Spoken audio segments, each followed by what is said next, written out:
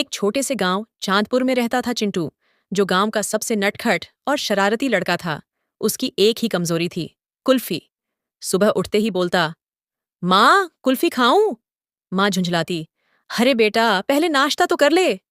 लेकिन चिंटू के लिए कुल्फी ही नाश्ता, कुल्फी ही दोपहर का खाना और कुल्फी ही रात का सपना थी। गांव में लोग उसे प्यार से कहते थे, अरे आ गया कुल्फी कुमार। एक दिन बहुत गर्मी थी, सूरज सिर पर आग बरसा रहा था।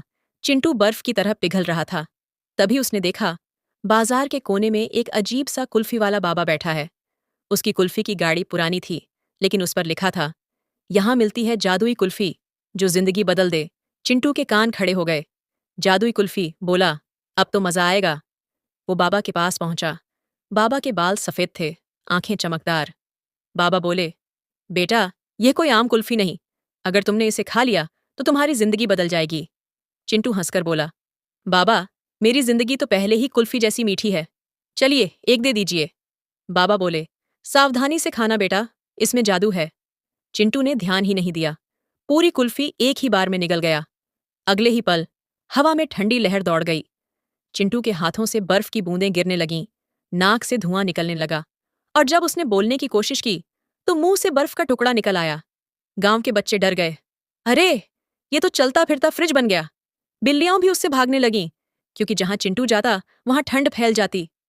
माँ ने डांटा, कितनी बार कहा था अजनबियों की चीज मत खाना। अब देख क्या हाल हो गया है।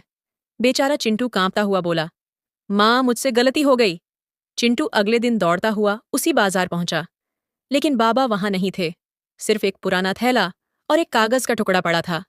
कागज पर लिखा था, जादुई कुल्फी का असर तभी खत्म होगा जब तुम किसी को अपनी खुशी बांटोगे। चिंटू ने सिर खुजाया, खुशी बांटूं? कुल्फी से? वो समझ गया, उसे दूसरों को कुल्फी खिलानी होगी। चिंटू ने अपने गुल्लक तोड़ी। गांव के कुल्फी वाले से बोला, चाचा जितनी कुल्फियां हैं सब दे दो। कुल्फी वाला हंस पड़ा, इतनी सारी?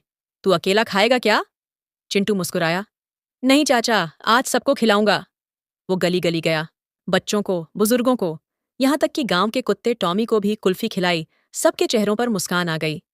और जैसे ही आखिरी कुल्फी एक छोटे से गरीब बच्चे को खिलाई, धड़ाम! अचानक ठंडी हवा रुक गई। उसके हाथ गर्म हो गए और आईने में देखा, अब वो फिर से सामान्य चिंटू बन गया था।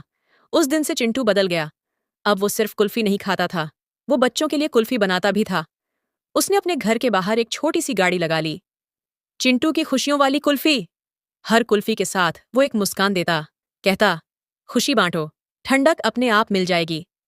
गांव के लोग कहते, पहले चिंटू कुल्फी से पिघलता था, अब दूसरों के दिल पिघलाता है। कई साल बाद एक दिन वही कुल्फी वाला बाबा फिर से गांव आया। अब चिंटू जवान हो चुका था और गांव का सबसे प्यारा आदमी बन चुका था। बाबा मुस्कुराए और बोले, तो बेटा जादू का असर कैसा रहा? चिंटू ने हंसते हुए कहा, बाबा आपने मुझे सिखाया, असली जादू कुल्फी में नहीं, खुशी बांटने में होता है।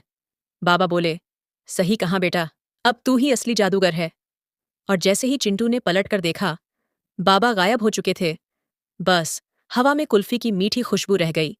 कहानी की सीख, सच्ची खुशी तब मिलती है जब हम दूसरों को खुश करते हैं। मिठास बांटने से कभी कम नहीं होती, वो और बढ़ती जाती है।